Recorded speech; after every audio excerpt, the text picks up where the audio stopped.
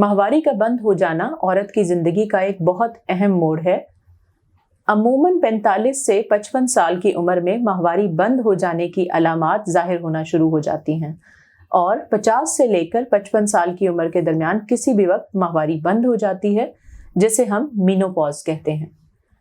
अमूमन ख़वातीन में मीनोपॉज को लेकर बहुत ज़्यादा एंग्जाइटी पाई जाती है और ये एंग्जाइटी बहुत हद तक बढ़ जाती है अगर ये सारी अलामात 40 साल की उम्र से पहले जाहिर होना शुरू हो जाए, जिसको आम ज़बान में प्री मैच्योर मीनोपॉज कहा जाता है या वक्त से पहले माहवारी बंद हो जाना।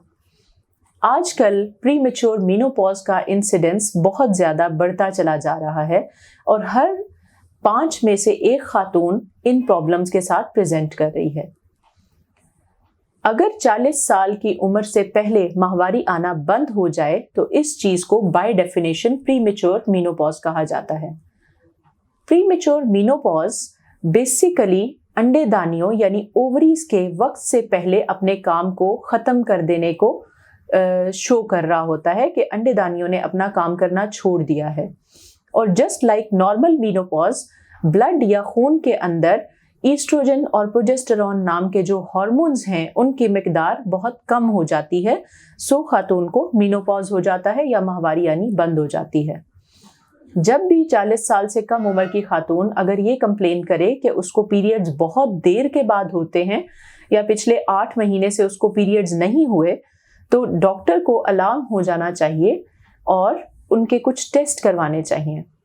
ये बात हमेशा याद रखें कि रिप्रोडक्टिव एज ग्रुप की खवातीन में अगर पीरियड्स नहीं आ रहे तो सबसे पहला टेस्ट बीटा HCG करवाया जाता है और प्रेगनेंसी को रूल आउट किया जाता है। Second test, once the pregnancy is ruled out, दूसरा टेस्ट एक हार्मोन है जो कि खून के अंदर मैयर किया जाता है यानी ब्लड टेस्ट है और उसमें सीरम FSH लेवल्स मॉनिटर किए जाते हैं या देखे जाते हैं। अगर इस हार्मोन का लेवल 40 से ज़्यादा आ जाए तो ये वाला टेस्ट 1 माह के अरसे के बाद, वक्फे के बाद दोबारा रिपीट करवाया जाता है। अगर इसकी वैल्यू अगेन 40 से ज़्यादा आ जाए तो पेशेंट का प्री मैच्योर मीनोपॉज या वक्त से पहले माहवारी का बंद हो जाना कंफर्म हो जाता है। बहुत से पेशेंट्स जो OPD में इन रिपोर्ट्स के साथ प्रेजेंट होते हैं, उनका एक ही सवाल होता है, डॉक्टर साहिबा ये मेरे साथ ऐसा क्यों हुआ? क्या वजह थी कि मेरी अंडेदानियों ने वक्त से पहले काम करना छोड़ दिया? आज हम इनकी वजूहात के बारे में भी बात करेंगे। बहुत सी बीमारियां या कंडीशंस ऐसी हैं जो कि ओवरीज को डायरेक्टली इफेक्ट करती हैं, जिनमें auto immune disorders, Graves disease, thyroid के प्रॉब्लम्स और इसके अलावा जेनेटिक प्रॉब्लम्स यानी आपकी फैमिली में कोई प्रॉब्लम चला आ रहा है जिसकी वजह से अंडेदानियां वक्त से पहले अपना काम छोड़ चुकी हैं। अगर कोई ऑपरेशन हुआ है जिसमें अंडेदानियों को सर्जिकली या ओवरीज को सर्जिकली रिमूव कर दिया गया है किसी भी प्रॉब्लम की वजह से, उस सूरत हाल में भी प्री मैच्योर मीनोपॉज हो सकता है। कैंसर आजकल बहुत कॉमन है और उसके ट्रीटमेंट में कीमोथेरेपी और रेडियोथेरेपी की जाती है। अगर कीमोथेरेपी या रेडियोथेरेपी प्रीवियसली किसी भी टाइम में हुई है, उसकी वजह से भी प्रीमेच्योर ओवेरियन फेलियर या प्रीमेच्योर मीनोपॉज हो सकता है।